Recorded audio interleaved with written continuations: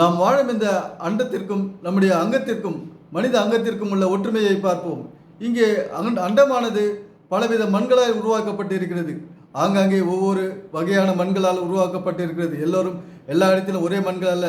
ஒரு இடத்திலும் சதுப்பு நிலம், ஒரு இடத்தில் வறட்சியான இடம், ஒரு இடத்தில் பாலைவனமாக காணப்படுகிறது கிலோமீட்டர் கணக்கில். இப்படியாக பலவிதமான மண்களால் உருவாக்கப்பட்டது இந்த அண்டமானது. அதுபோல இந்த சரீரமும் பலவிதமான தோள்களால் உண்டானது. ஒவ்வொரு இடத்திலும் ஒவ்வொரு வகையான தோள்கள். இப்போது உதட்டிலே ஒரு வகையான தோல், கன்னத்திலே ஒரு வகையான தோல், காதிலே ஒரு வகையான தோல், கண் புருவத்திலே ஒரு வகையான தோல்கள் உண்டாக்கப்பட்டிருக்கிறது. கைகளிலே ஒரு வகையான தோல்கள், கால்களிலே ஒரு வகையான தோல்கள். இப்படியாக தோல்கள் வித்தியாசப்படுகிறது. அதுபோல மண் வகைகளும் இங்கே வித்தியாசப்படுகிறது. காலநிலைகள் அங்கங்கே ஒவ்வொரு பகுதியிலும் வித்தியாசமான வெப்பநிலைகள், குளிர் பிரதேசம், இப்படியாக இந்த அண்டமானது செயல்பட்டு கொண்டிருக்குது. அதே போல தான் நம்முடைய அங்கமும் செயல்பட்டு கொண்டிருக்கிறது. ஏன் இவ்வளவு ஒற்றுமைகளை இந்த அங்கத்திற்கும் உள்ள இப்படியாக வைத்தார் இறைவன்? ஏனென்றால் மனிதனுடைய வாழ்க்கை அவ்வளவு முக்கியம் என்பதை எடுத்துக்காட்டவே இவ்வளவு ஒற்றுமைகளையும் படைத்து இருக்கிறார் இறைவன். இப்படியாக மனிதனுடைய முக்கியத்துவத்தை எடுத்துரைக்கிறது பைபிள்.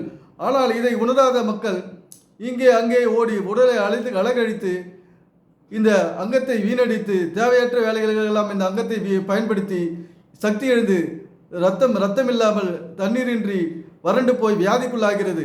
இவ்வளவு முக்கியத்துவம் வாய்ந்த இந்த அங்கத்தை இறைவனானவன் இந்த அண்டத்தோடு ஒப்பிட்டு படைத்திருக்கிறார். இப்போது பாருங்கள் எவ்வளவு மகத்துவமானது நம்முடைய இந்த மனித சரீரமானது.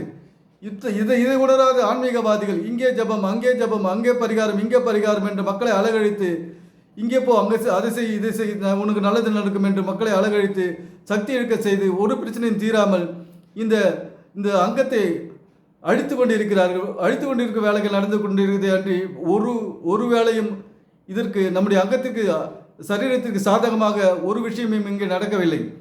எனவே இந்த அறிவின ஆன்மீகவாதிகள் நம்முடைய கால நேரத்தை வீணடித்து தம்முடைய சக்தியை இழக்க செய்து வியாதியில் தள்ளுவது தான் இவர்களுடைய சாதனையாக இருக்கிறது.